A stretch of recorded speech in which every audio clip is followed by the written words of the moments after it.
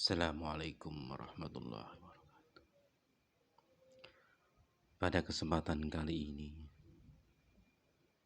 saya akan mengisahkan tentang Syekh Habib Al-A'jami. Syekh Habib bin Muhammad Al-A'jami Al-Basri adalah seorang Persia yang menetap di Basrah. Adalah seorang ahli hadis terkenal yang merawikan hadis-hadis dari Hasan Al-Basri, Ibnu Sirin, dan tokoh-tokoh terpercaya lainnya. Pertaubatannya dari kehidupan yang ugal-ugalan dan berfoya-foya adalah karena dalil-dalil yang dikemukakan oleh Hasan dengan sedemikian fasihnya. Habib Al-A'jami sering mengikuti pengajaran-pengajaran yang disampaikan oleh Hasan, sehingga akhirnya ia menjadi salah seorang sahabat beliau yang paling akrab.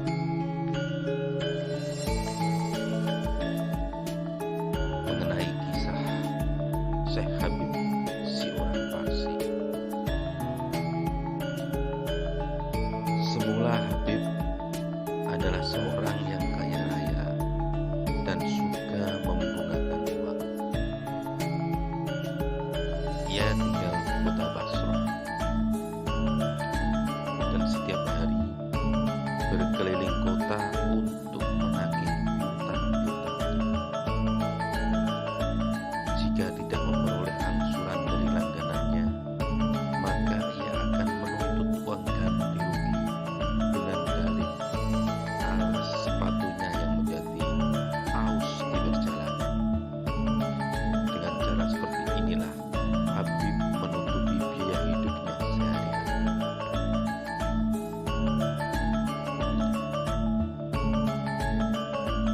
Pada suatu hari, Habib pergi ke rumah seorang yang berhutang kepadanya. Namun yang hendak ditemuinya sedang tak ada di rumah. Maka Habib meminta ganti rugi kepada istri orang tersebut. "Suamiku tak ada di rumah," istri orang yang berhutang itu berkata kepadanya. "Aku tak punya sesuatu pun untuk diberikan kepadamu, tetapi kami ada membeli seekor domba dan lehernya masih tersisa. Jika engkau suka, akan kuberikan kepadamu."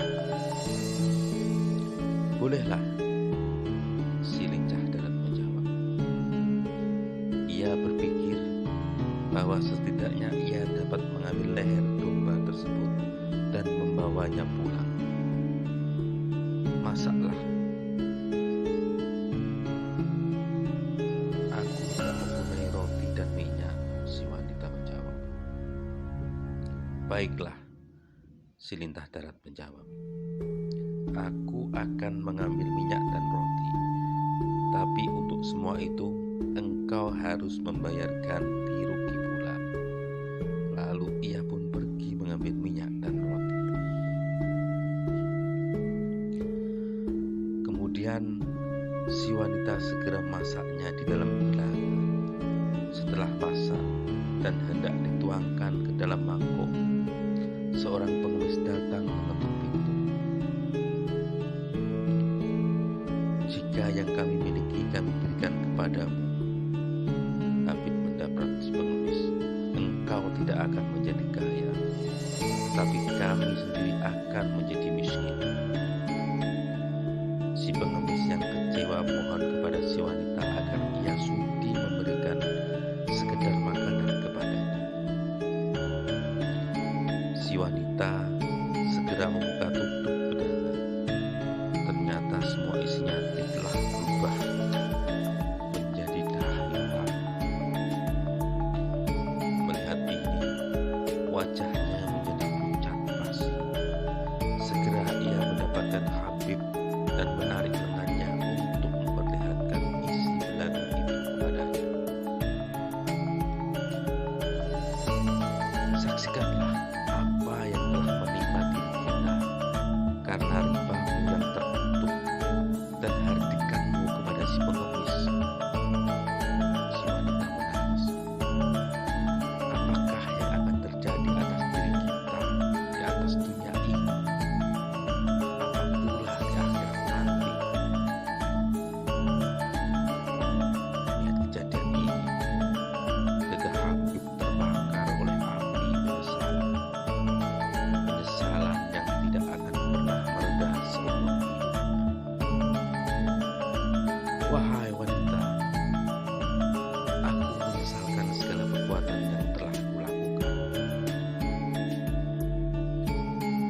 Keesokan harinya, Habib berangkat pula untuk menemui orang-orang yang berhutang kepadanya. Kebetulan sekali, hari itu adalah hari Jumat dan anak-anak bermain di jalan. Ketika melihat Habib, mereka berteriak-teriak, "Lihat, Habib Lintah Darat sedang menuju ke sini. Ayo kita lari. Kalau tidak, niscaya debu-debu tubuhnya akan menempel di tubuh kita dan kita akan terkutuk pula seperti dia." Seruan-seruan ini sangat melukai hati Habib. Kemudian ia pergi ke gedung pertemuan dan di sana terdengarlah olehnya ucapan-ucapan itu bagaikan menusuk-nusuk jantungnya, sehingga akhirnya ia jatuh terkulai. Habib bertaubat kepada Allah dari segala perbuatan yang telah dilakukannya. Setelah menyadari apa sebenarnya yang terjadi, Hasan Al-Basri datang memapahnya dan menghibur hatinya. Ketika Habib meninggalkan tempat pertemuan itu, seseorang yang berhutang kepadanya melihatnya dan mencoba untuk menghindari dirinya.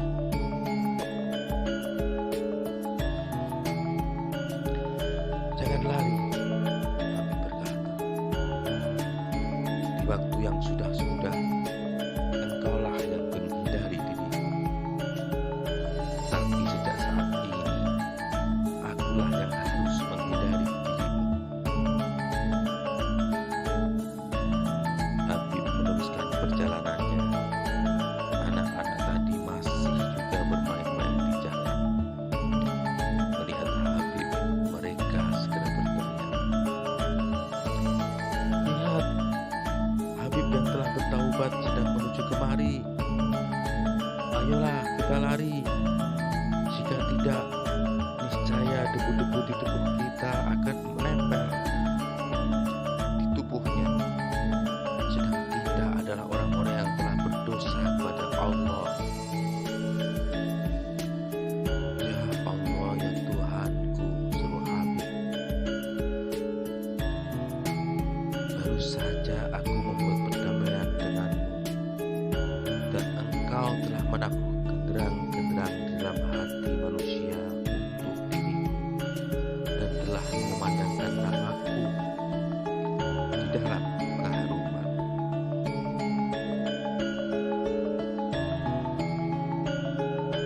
Kemudian Habib membuat sebuah pengumuman yang berbunyi, "Kepada siapa saja yang menginginkan harta benda milik Habib, datanglah dan ambillah." Orang-orang datang berbondong-bondong. Habib memberikan segala harta kekayaannya kepada mereka, dan akhirnya ia tak mempunyai sesuatu pun juga.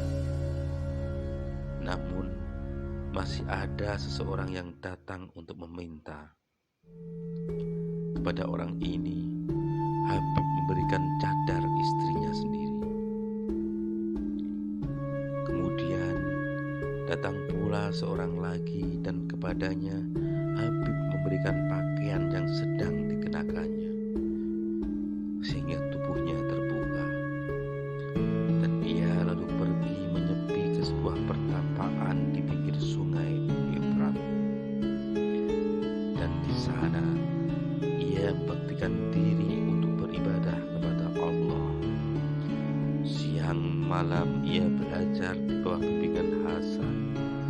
Namun betapapun juga ia tidak dapat menghafal Al-Quran, dan karena itulah ia dijuluki Ajami atau si orang barbar.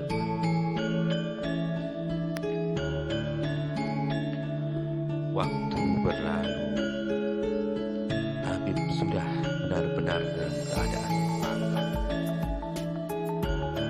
tetapi istrinya masih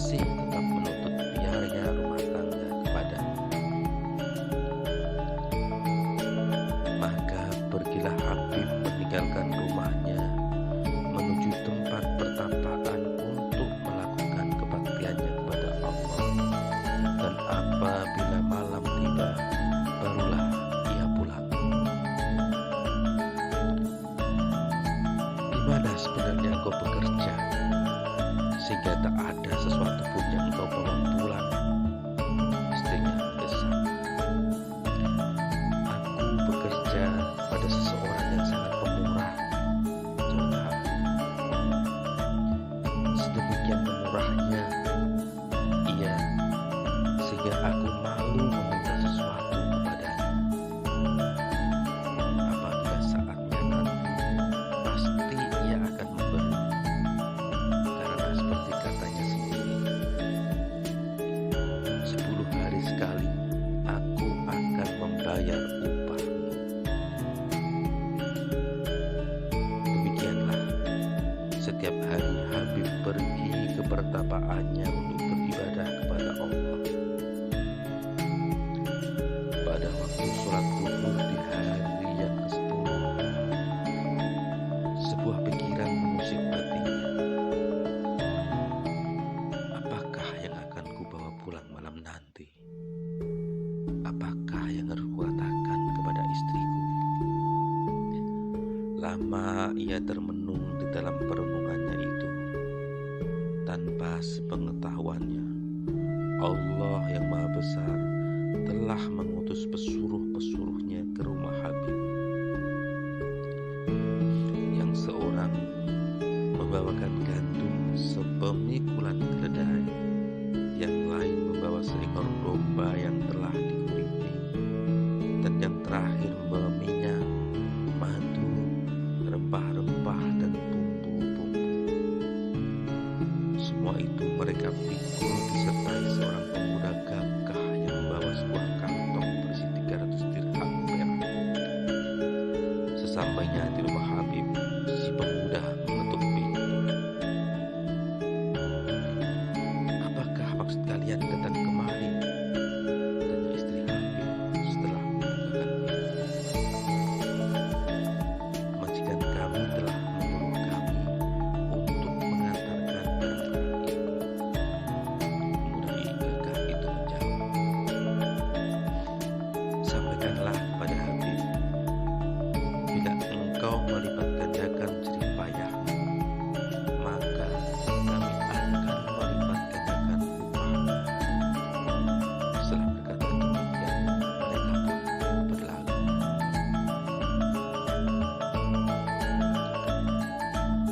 Setelah matahari terbenam, Habib berjalan pulang. Ia merasa malu dan sedih. Ketika hampir sampai ke rumah, terciumlah olehnya bau roti dan masakan di sana. Dengan berlari, istrinya datang menyambut, menghapus keringat di wajahnya, dan bersikap lembut kepadanya. Sesuatu yang tak pernah dilakukannya di waktu yang sudah-sudah. Wahai suamiku, si istri berkata, majikanmu adalah seorang yang sangat baik dan pengasih. Lihatlah, segala sesuatu yang telah dikirimkannya kemari melalui seorang pemuda yang gagah dan tampan.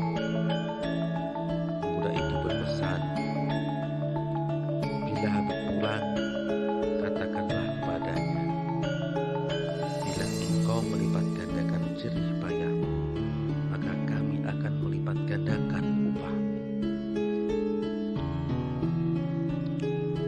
Habib terheran-heran. Sungguh menakjubkan. Baru 10 hari aku bekerja, sudah sedemikian banyak imbalan yang dilimpahkannya kepadaku. Apa pulakah yang akan dilimpahkannya nanti? Sejak saat itu, Habib memalingkan wajahnya dari segala urusan dunia dan membaktikan dirinya untuk Allah semata-mata.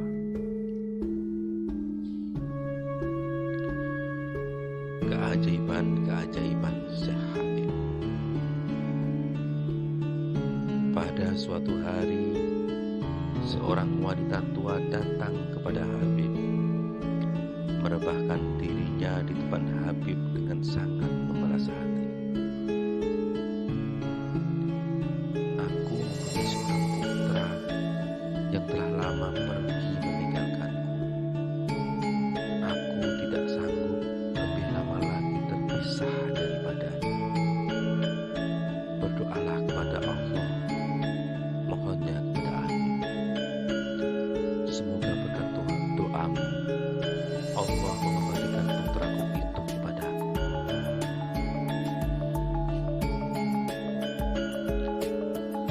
Adakah engkau memiliki uang? Tanya Habib kepada wanita tua itu. Aku mempunyai 2 dirham, jawabnya. Berikanlah uang tersebut kepada orang-orang miskin. Kemudian Habib membaca sebuah doa. Lalu ia berkata pada wanita itu, "Pulanglah, putramu telah kembali." Belum lagi wanita itu sampai ke rumah, pilihannya sang putra telah ada dan sedang menantikannya. "Wahai anakku telah kembali," wanita itu berseru. Kemudian dibawanya putranya itu menghadap Habib. "Apakah yang telah engkau alami?" tanya Habib kepada putra wanita itu. "Aku sedang berada di Kirmani. Guruku menyuruhku membeli daging. Ketika daging itu telah kubeli dan aku hendak pulang ke guruku, tiba-tiba bertiuplah angin kencang. Tubuhku terbawa terbang dan terdengar olehku sebuah suara yang berkata, 'Wahai angin, demi doa Habib dan doa dirham yang telah disedekahkan kepada orang-orang miskin, pulangkanlah ia ke rumahnya sendiri.'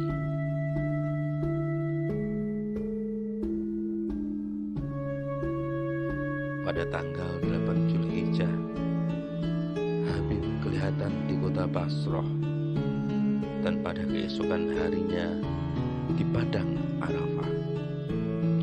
Di waktu yang lain, bencana kelaparan melanda kota Basrah. Karena itu, dengan berhutang, Habib membeli banyak bahan-bahan pangan dan membagi-bagikannya kepada orang-orang miskin. Setiap hari, Habib menggulung kantong uangnya dan menaruhnya di bawah lantai. Apabila para pedagang datang untuk menagih hutang, barulah kantong itu dikeluarkannya. Sungguh ajaib. Ternyata kantong itu sudah penuh dengan kepingan-kepingan dirham. Dari situ dilunasinya semua hutang-hutang.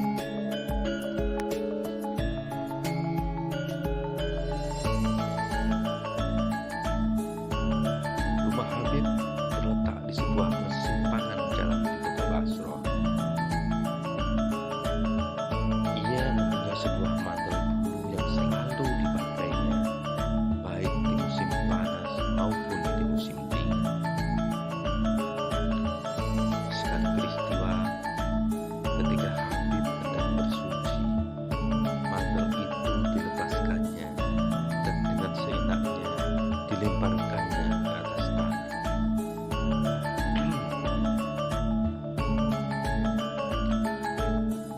Tidak berapa lama kemudian, Hasan al-Basri lewat di tempat itu. Melihat mantel Habib yang terletak di atas jalan, ia bergumam, "Dasar Habib seorang barbar.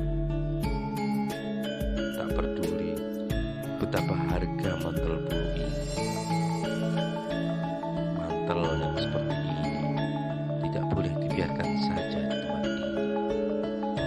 Bisa-bisa hilang nanti." Hasan berdiri di tempat itu untuk menjaga mantel tersebut. Tidak lama kemudian, Habib kembali. kaum muslimin." Habib menegur Hasan setelah beri salam kepadanya. "Mengapakah engkau berdiri di sini? Tahukah engkau bahwa mantel seperti ini tidak boleh ditinggalkan di tempat begini? Bisa-bisa hilang. Katakanlah, kepada siapakah engkau menitipkan mantel ini?" "Kutitipkan kepada dia yang selanjutnya menitipkannya kepadamu," jawab Habib.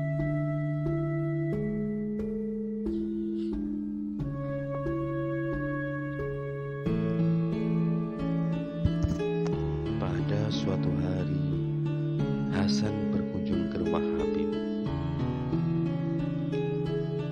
Kepadanya, Habib menyuguhkan 2 potong roti gandum dan sedikit garam. Hasan sudah bersiap-siap hendak menyantap hidangan itu. Tetapi seorang pengemis datang dan Habib menyerahkan kedua potong roti beserta garam itu kepadanya. Hasan terheran-heran lalu berkata, "Habib, engkau memang seorang manusia budiman. Tetapi alangkah baiknya seandainya engkau memiliki sedikit pengetahuan. Engkau mengambil roti yang telah engkau suguhkan ke ujung hidung tamu, lalu memberikan semuanya kepada seorang pengemis. Seharusnya engkau memberikan sebagian kepada si pengemis dan sebagian lagi kepada tamu." Habib tidak memberikan jawaban. Tidak lama kemudian, seorang budak datang sambil menjunjung sebuah nampan. Di atas nampan tersebut ada daging domba panggang, penganan yang manis-manis, dan uang 500 dirham perak. Si budak menyerahkan nampan tersebut ke hadapan Habib. Kemudian Habib membagi-bagikan uang tersebut kepada orang-orang miskin dan menempatkan nampan tersebut di samping Hasan. Ketika Hasan mengenyam daging panggang itu, Habib berkata kepadanya, "Guru, engkau adalah seorang manusia budiman. Tetapi alangkah baiknya seandainya engkau memiliki sedikit keyakinan. Pengetahuan harus disertai dengan keyakinan."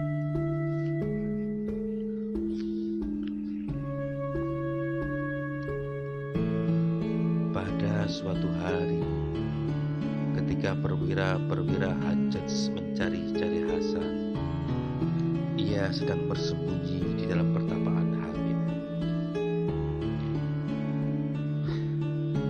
"Apakah engkau telah melihat Hasan pada hari ini?"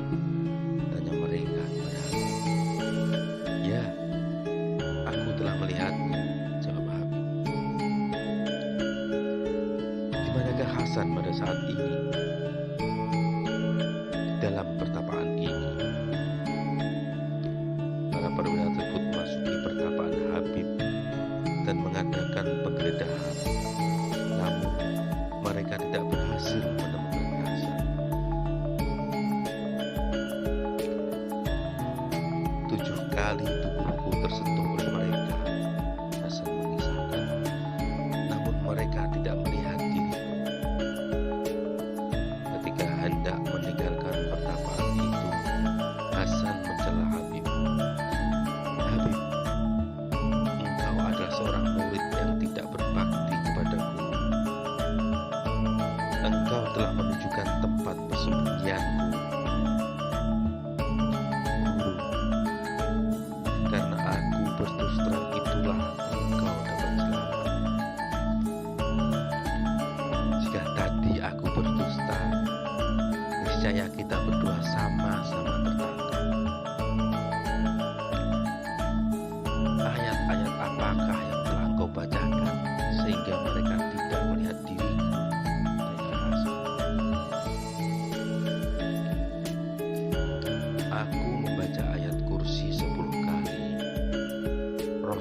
beriman 10 kali dan katakanlah Allah itu Esa 10 kali. Setelah itu aku berkata, ya Allah, telah kutitipkan Hasan kepadamu, dan oleh karena itu jagalah dia.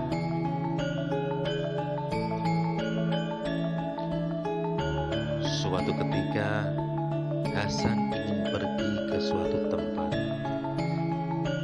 Ia lalu menyusuri tebing-tebing di pinggir sungai Tigris sambil merenung-renung. Tiba-tiba Habib muncul di tempat itu. Imam, mengapakah engkau berada di sini? Habib bertanya. Aku ingin pergi ke suatu tempat, namun perahu belum juga tiba, jawab Hasan. Guru, apakah yang telah terjadi terhadap dirimu? Aku telah mempelajari segala hal yang kuketahui dari dirimu. Buanglah rasa iri kepada orang-orang lain dari dalam dadamu. Tutuplah matamu dari kesenangan-kesenangan dunia.